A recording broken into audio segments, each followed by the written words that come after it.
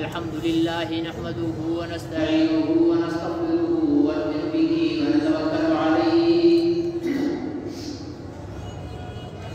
ونعوذ بالله من شرور أنفسنا ومن سيئات أعمالنا من يهده الله فلا مضل له ومن يضلل فلا هادي له ونشهد أن لا إله إلا الله وحده لا شريك له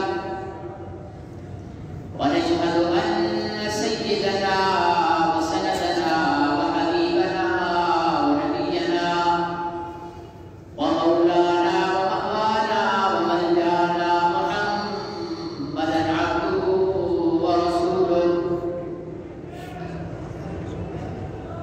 أرسله بالحق بشيرا ونذيرا وداعيا إلى الله بإذنه وسراجا منيرا صلى الله عليه وعلى آله وأصحابه وأزواجه وأهل بيته وبارك وسلم تسليما كثيرا كثيرا أما بعد فأعوذ بالله من الشيطان الرجيم بسم الله الرحمن الرحيم لقد جاءكم رسول من أنفسكم عزيز عليه ما عنتم حريص عليكم بالمؤمنين رؤوف رحيم فإن تولوا فقل حسبي الله لا إله إلا هو عليه توكلت وهو رب العرش العظيم وقال النبي صلى الله عليه وسلم لا يؤمن أحدكم حتى أكون أحب إليه من والده وولده والناس أجمعين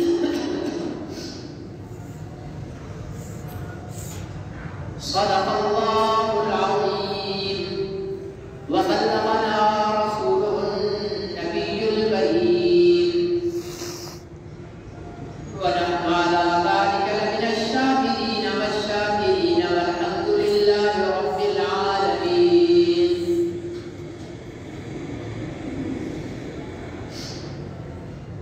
محترم بزرگوں اور بھائی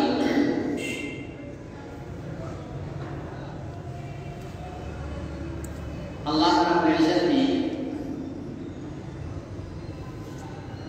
تلاوت کی گئی آیت کے اندر حضور علیہ السلام کی چند ایسی صفات کو بیان فرمایا ہے جس سے حضور علیہ السلام کا اپنی امت کے ساتھ گہرا تعلق ثابت ہوتا ہے،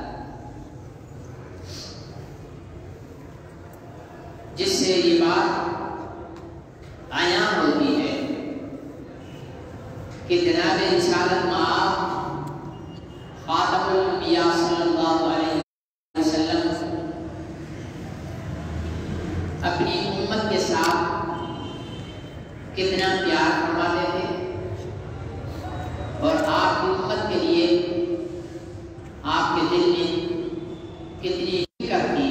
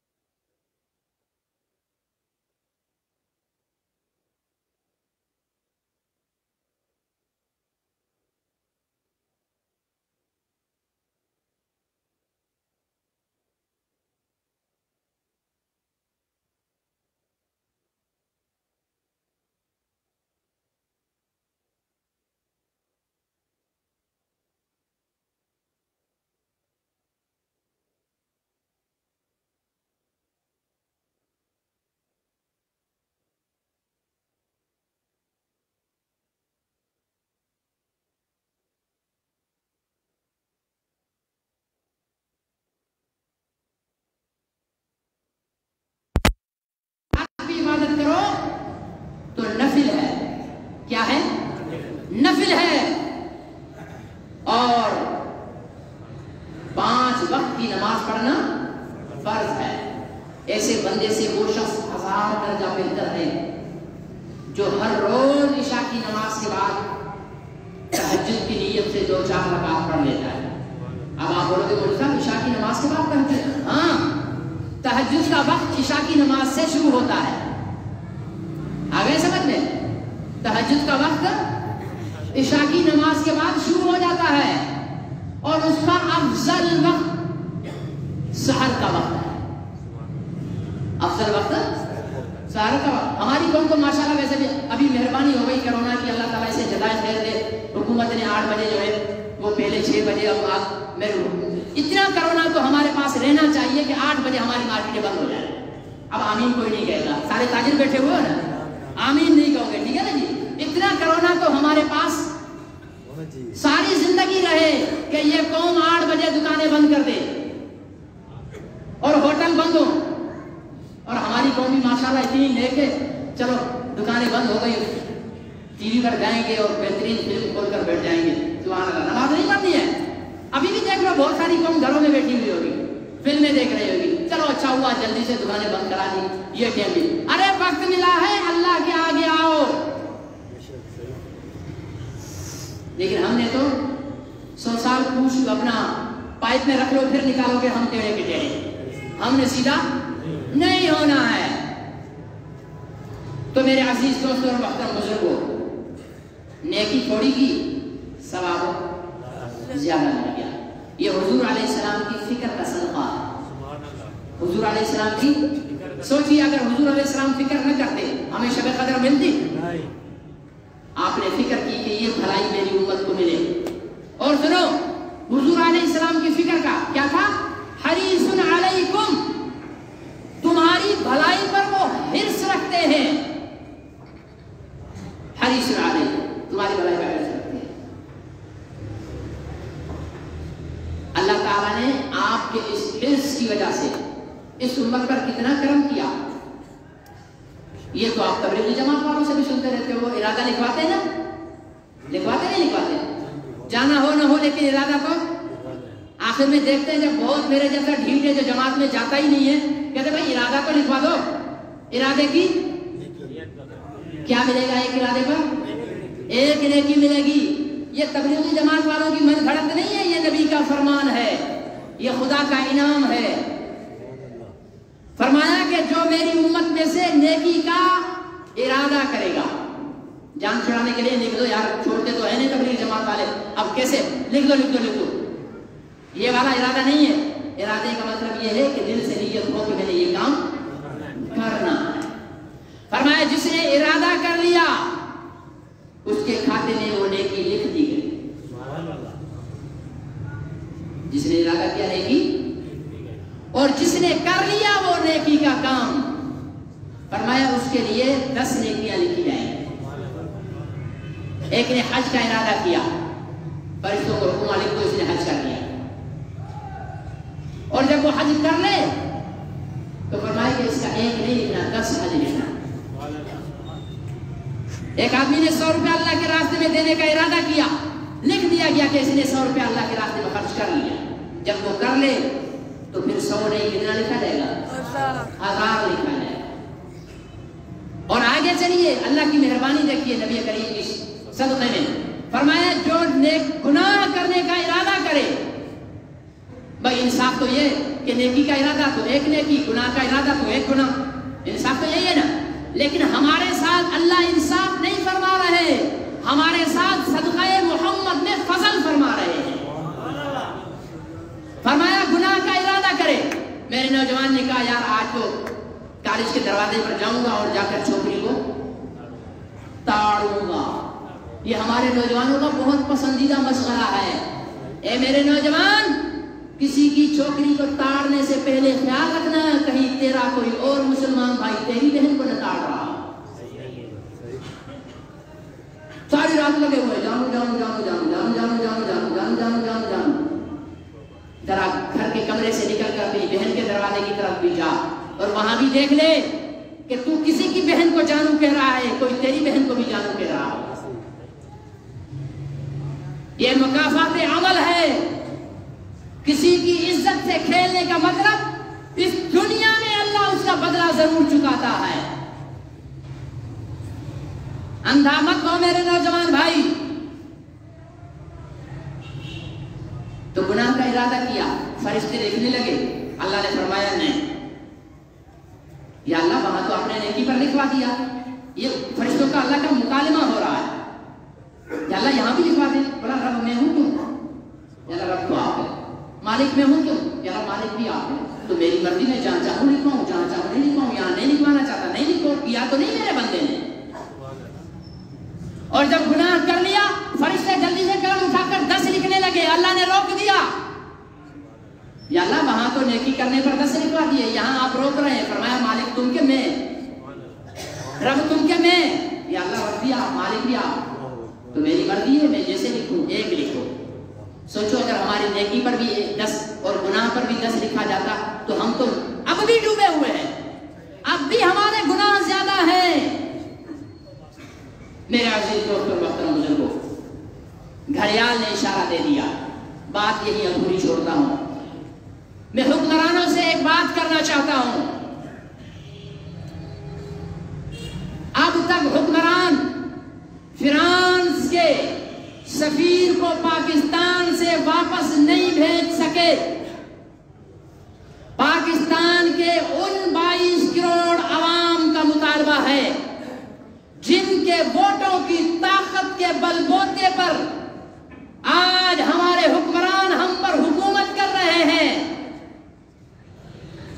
حکومت عوام کے مطالبے کے باوجود فرانس کے سفیر کو پاکستان سے نہیں نکال سکی, اور پاکستان کے سفیر کو فرانس سے واپس نہیں بلا سکی. کہتے ہماری معیشت برباد ہو جائے گی. اور دولت کے کتے بھوکو, جو میرے مصطفیٰ کا ہوگا خدا اسے بھوکا نہیں مارتا. تیرے وفادار کتا اگر تیرے در پہ بھوکا نہیں رہ سکتا تو وفادار محمد کیسے بھوکا رہے گا؟ تم ایک فرانس کی معیشت کے دروازے اپنے ملک پر بند کرو گے. رب محمد کی قسم کھا کر کہتا ہوں, خدا کی غیب کے خزانوں کی تمہارے اوپر برسات ہو جائے گی, تم سوچ بھی نہیں سکتے. لیکن عشق ہو تب نا. جناب تو ساری زندگی لڑکیوں کے ساتھ رنگ رلیاں مناتے رہے ہیں, اسے کیا پتا کہ عشق کے رسول کیا ہے. جناب کی مہربانیوں سے سیتا وائٹ کے پیٹ میں حرام کی بچی آ گئی, جناب کو کیا پتا کہ عشق کے رسول کیا ہے. ڈی چوک پر 126 دن قوم کی بیٹیوں کو نچایا. اسلام آباد کے بھنگیوں سے پوچھو کہ اس دھرنے کے کچرے میں سب سے زیادہ کنڈوم تھے یا کوئی اور چیز تھی. میں ببانگ دہل کہتا ہوں, یہ 126 دن جو شخص قوم کی بیٹیوں کو زنا کے ارتکاب میں لگائے رکھے, اس سے ہمیں توقع ہے کہ وہ نبی کی وفا کرے گا؟ نہیں کرے گا.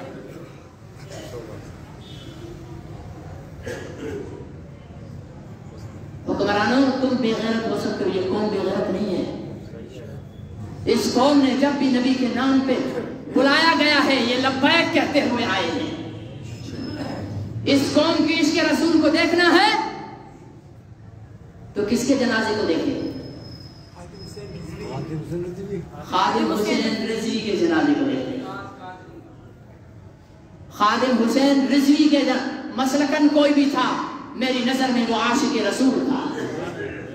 100 دفعہ بریلوی ہو, 100 دفعہ اہل حدیث ہو, میرا مسلک کا اختلاف ہو سکتا ہے لیکن عشق رسول کا کوئی مسلک نہیں ہے. عاشق صرف عاشق ہوتا ہے. بریلوی مسلک کے اندر سب سے پہلے ختم نبوت کے نعرے کو بلند کرنے والا خادم حسین تھا.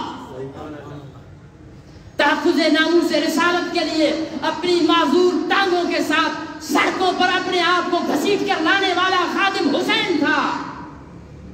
اس نے اپنے آپ کو محمد عربی کی ختم نبوت اور ناموس رسالت کے لیے وقف کیا. خدا نے اسے وہ صلہ دیا کہ دنیا دیکھتی رہ گئی کہ پاکستان کی تاریخ میں اتنا بڑا جنازہ کسی کا نہیں.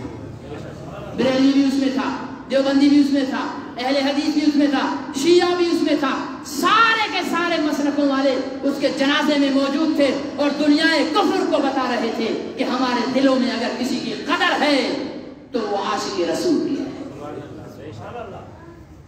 میرے عزیز دوستوں، محترم بزرگوں، ہمارے لیے یہ کڑا امتحان ہے، ہم نے اس امتحان میں پاس ہونا پاس ہونا ہے نا، نبی سے وفا کر دی ہے نا، اور کریں گے۔ ہمارے اکابرین جو پالیسی دیں گے ہم اس کی اتباع میں حکمرانوں کو مجبور کریں گے۔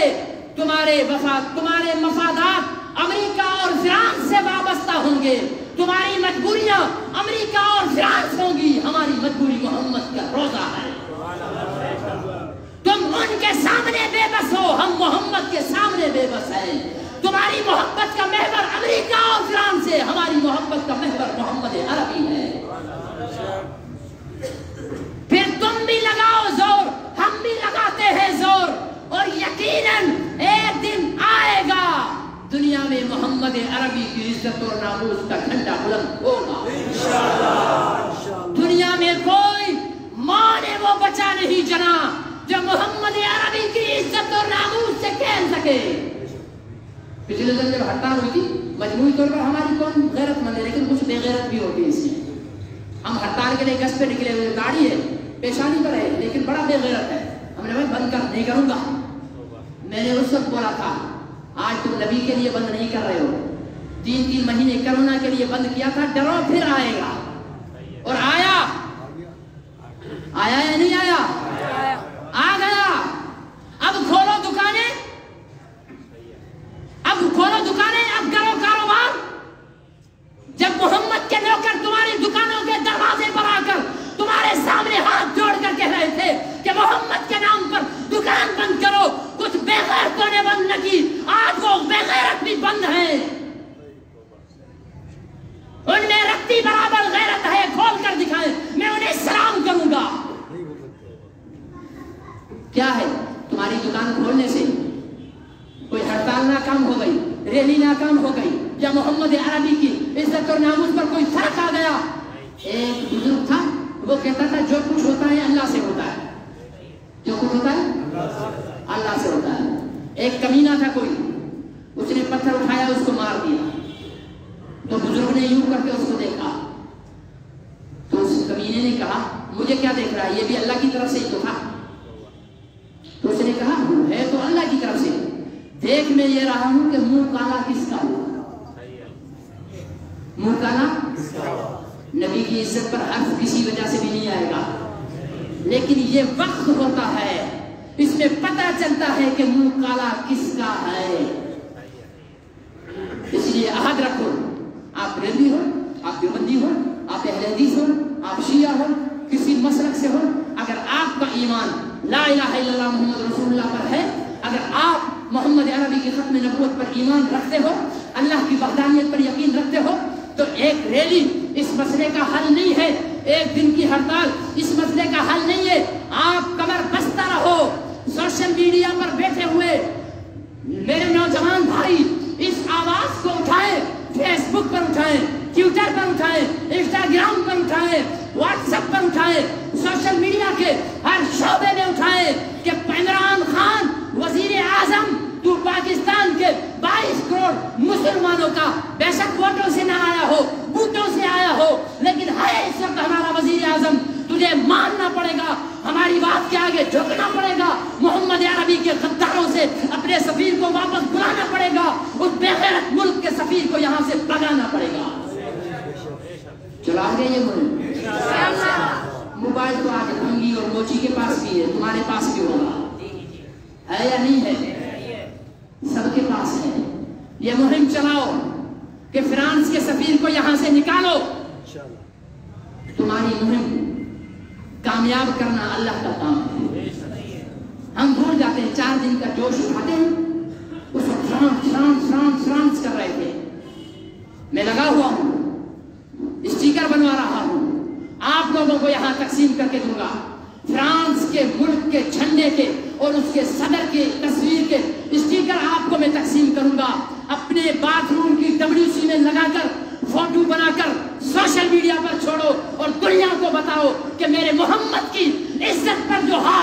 گا ہماری نظر میں وہ WC کے قابل ہے. یہ کام کرو گے؟ میں دوں گا آپ کو. اگر اس پر حکومت تڑپتی ہے تو تڑپے, پکڑتی ہے تو پکڑے. ہمیں وہ زندگی کا دن ہی عزیز نہیں ہے جس دن ہم محمد کے ساتھ وفا نہ کریں. ہم اس زندگی پر لعنت ڈالتے ہیں, ہم اس لقمے پر لعنت ڈالتے ہیں, ہم اس لباس پر لعنت ڈالتے ہیں, ہم اس عبادت پر لعنت ڈالتے ہیں, ہم ہر اس چیز پر لعنت ڈالتے ہیں جو محمد عربی کی غلامی کے راستے میں, محمد عربی کی وفا کے راستے میں رکاوٹ بنے گی. ہم اسے پاؤں کی ٹھوکر سے ہٹا دیں گے. اللہ تعالیٰ مجھے راہ پر کی توفیق نصیب فرمائے.